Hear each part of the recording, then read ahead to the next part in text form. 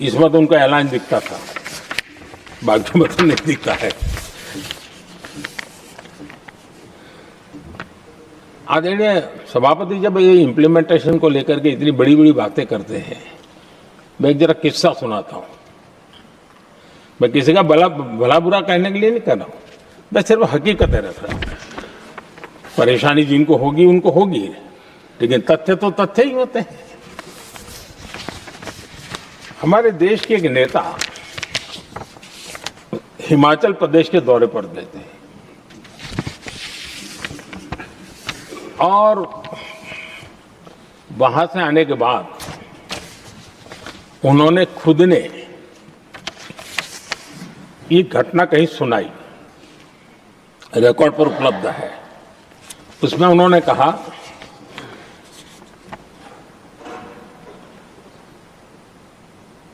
उस नेता ने क्या कहा, मैं उन्हीं के शब्द पढ़ रहा हूं।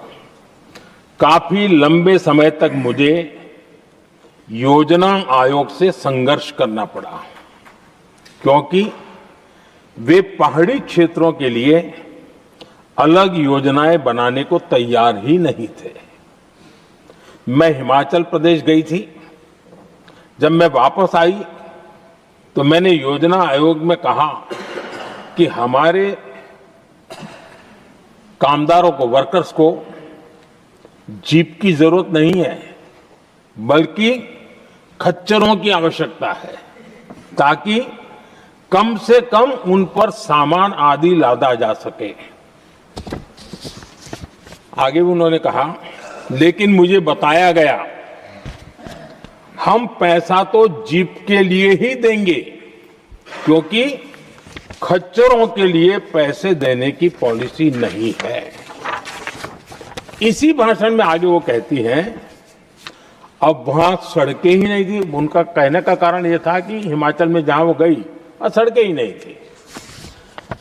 अब वहां सड़कें ही नहीं थी तो फिर उस पर जीप का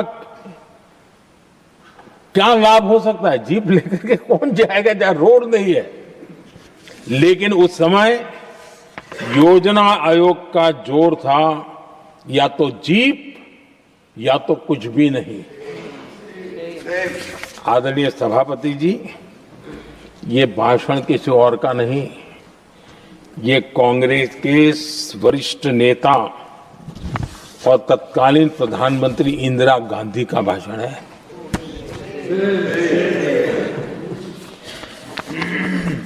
कांग्रेस के लंबे शासनकाल में यही कार्यशैली रही, और जिसको इंदिरा जी खुद जानती भी थी कि ये पाप चल रहा है, लेकिन इस कार्य संस्कृति को सुधारने के लिए उन्होंने कोई कदम नहीं उठाया। और इंदिरा गांधी जिस प्लानिंग कमीशन की धज्जियां उड़ा रही थी, उसके जन्मदाता उनके स्वयं के पिताजी थे। और प्लानिंग कमीशन को बना, और इंदिरा जी ने जब कहा, उसके बीच में 2 दशक बज चुके थे, लेकिन हाल यही था। और 2014 तक सब दुखी थे, सब परेशान थे, सब गलती देख रहे थे, लेकिन सुधार करने की तैयारी नहीं। 2014 के बाद जब आपने हमें मौका, और कांग्रेस ने जिस प्रकार से प्लानिंग कमीशन अटकाना, लटकाना, भटकाना वाली कार्यशैली बना दी थी, 2014 में जब हमें मौका मिला तो हमने आकर के काम किया, प्लानिंग कमीशन को खत्म कर दिया और नीति आयोग को। आज नीति आयोग बहुत तेज गति से काम कर रहा है। अब देखिए एस्पिरेशनल डिस्ट्रिक्ट, वो भी एक बड़ा प्रेरक उदाहरण है। और मैं तो देख रहा हूं कि डेवलपिंग कंट्रीज के लिए, विकास के लिए एक मॉडल के रूप में वैश्विक संस्थाएं इसको अनुमोदन दे रही है। ये एस्पिरेशनल डिस्ट्रिक्ट की ये सफलता बनी है। देश के कई जिले ऐसे थे जिसको पिछड़े मान करके छोड़ दिया गया था, और वहां करोड़ों लोगों की जो मौलिक जरूरतें थी उसको भी नकार दिया गया था। उनको तो ऐसे ही जीने के लिए मजबूर कर दिया गया था। और जो पिछड़े इलाके थे वो और पिछड़े होते गए और बर्बादी आती गई। और हालत तो सरकार में ऐसी थी कि जब किसी को पनिशमेंट ट्रांसफर करनी होती थी, पनिशमेंट पोस्टिंग देना होता तो ऐसे ही जिलों में भेजा जाता था ताकि और खराब करे वो। ये हाल बन गया था, ये वर्क कल्चर बन गया था। हमने इस स्थिति को बदला। सबसे पहला आग्रह किया, यंग होनहार अफसरों को लगाया जाएगा और पूरा 3 साल का मौका उसको दिया जाए काम करने का। एक के बाद अब निर्णय किए और आज देखिए किसी समय छत्तीसगढ़ का हमारा बस्तर एस्पिरेशनल डिस्ट्रिक्ट में था, आज वो बस्तर पूरे देश में बस्तर ओलंपिक के नाम से चर्चा में है।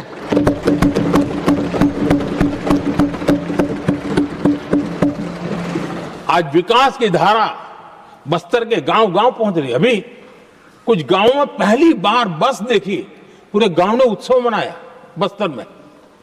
ये परिस्थितियां छोड़ करके गए हुए हैं लोग और यहां पर पता नहीं किस प्रकार से देश को कहां ले जाना चाहते हैं लोग। आदरणीय सभापति जी, इंप्लीमेंटेशन क्या होता है, ये एस्पिरेशनल डिस्ट्रिक्ट एक बहुत बड़ा शानदार उदाहरण है। ऐसे तो सैकड़ों उदाहरण हैं, लेकिन मैं कहने के लिए इसको उल्लेख कर रहा हूं। कांग्रेस के हमारे साथियों को ये जो बदलाव आ रहा है उसमें इंप्लीमेंटेशन नजर नहीं आ रहा है और उनका तो एक ही वो प्लानिंग कमीशन वाला मॉडल है, जीप और खच्चर वाला मॉडल, यही वो लोग जानते हैं, उससे आगे कुछ नहीं जानते। और ये इंप्लीमेंटेशन कैसे करते हैं, मेरा जन्म नहीं हुआ था उसके पहले सरदार वल्लभ भाई पटेल ने नर्मदा नदी पर बांध बांधने की कल्पना की। विषय तो पक्का हो गया, सरदार साहब नहीं रहे, खैर नेहरू जी ने शिलान्यास किया। अब इंप्लीमेंटेशन देखिए इनको। मेरा जन्म नहीं हुआ था जब इसकी कल्पना की गई थी और प्रधानमंत्री बनने के बाद मैंने उसका उद्घाटन किया, ये हाल है।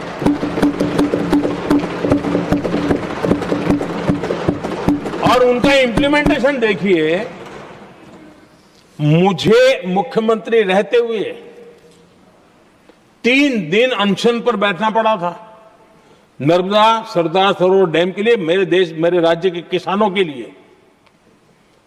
मैंने अपने आप को दांव पर लगा दिया था, तब जाकर के भारत सरकार को झुकना पड़ा और तब जाकर के सरदार सरोवर डैम के कंस्ट्रक्शन को गति मिली और यहां मैं पहुंचा तब मुझे उसका उद्घाटन करने का सौभाग्य मिला। और आज कच्छ तक हावड़ा बीएसएफ के लोग जहां बैठते हैं वहां तक नर्मदा का शुद्ध पानी पीने के लिए पहुंच रहा है। इंप्लीमेंटेशन क्या होता है, और यहां पर इंप्लीमेंट किसी ने शब्द पकड़ा दिया, हर एक के मुंह से वही निकल रहा था।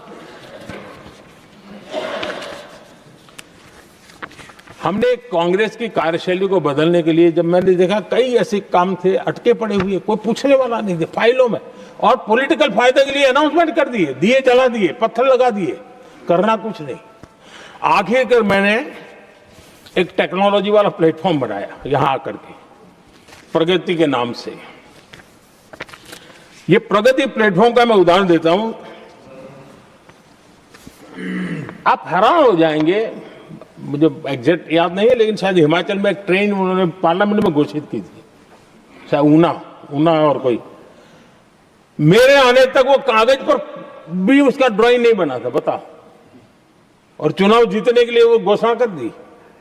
प्रगति के अंदर मेरे सामने विषय आया, ऐसे कई विषय मेरे सामने आए और उस प्रगति के अंदर हमने एक एक प्रोजेक्ट क्यों अटके हुए, किस डिपार्टमेंट की काम में क्या मुसीबत आई है, किसने गलत तरीके से इसको आगे बढ़ाया, और बजट तो बढ़ता ही गया था। जो योजना 900 करोड़ में होनी थी वो 90,000 करोड़ तक पहुंच जाए, ये हाल करके रख दिया था इन्होंने। हमने एक टेक्नोलॉजी प्लेटफॉर्म बनाया, हर महीने बैठा, अभी मैंने 50वां एपिसोड पूरा किया उस मीटिंग का, और लगातार उस काम करते करते और संबंधित राज्यों को भी बिठाया, उनकी कठिनाइयों को भी समझा, उसके इंप्लीमेंटेशन में कौन मिनिस्ट्री का परेशानी हो रही है, किस स्टेट की परेशानी हो रही है, किस कानून की परेशानी हो रही है, हर एक की बारीकी से देखा। और आज मैं गर्व से कह सकता हूं कि इस प्रगति के इम्प्लीमेंटेशन को बारीकी से प्रधानमंत्री के स्तर पर देखे जाने के कारण 85 लाख करोड़ रुपीस का काम को गति मिली। 85 लाख करोड़ रुपीस के काम आप कल्पना कीजिए, देश की कितनी बड़ी शक्ति को अनलॉक किया हमने। इंप्लीमेंटेशन कैसे होता है ये हमने करके दिखा है। रेल हो, रोड हो, सिंचाई हो, ग्रामीण कोई व्यवस्था का काम, इन सारी चीजों को हमने इसमें लिया। अब जैसे जम्मू उधमपुर श्रीनगर बारामूला रेल लाइन, आज ये प्रोजेक्ट पूरा हुआ। और बर्फबारी में इन दिनों आपने देखा एक वीडियो बहुत पॉपुलर हुआ है, बर्फ के बीच में थे, चारों तरफ बर्फ की चादर छाई हुई है और वंदे भारत ट्रेन निकल रही है और लोग कहते हैं गलती मत करना, ये तो विदेश है, ये हिंदुस्तान है, ये रील चल रहे हैं बाजार में।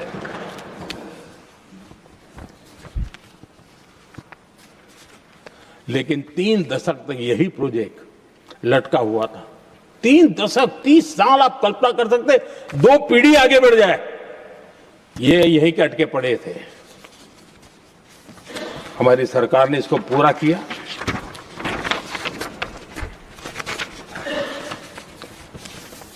आदरणीय सभापति जी, मैं असम की बात करता हूं और कोई ये मत सोचो कि मैं चुनाव है इसलिए बोल रहा हूं। इनके पाप है इसलिए मुझे कहना पड़ रहा है।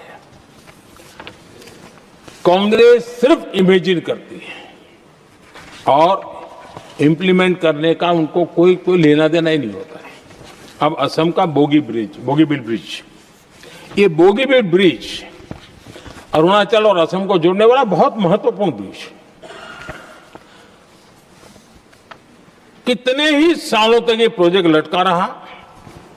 हमने प्रगति के माध्यम से इसको रिव्यू किया और असम सहित पूरे नॉर्थ ईस्ट को बहुत बड़ी सुविधा वाला ये काम हमने पूरा किया।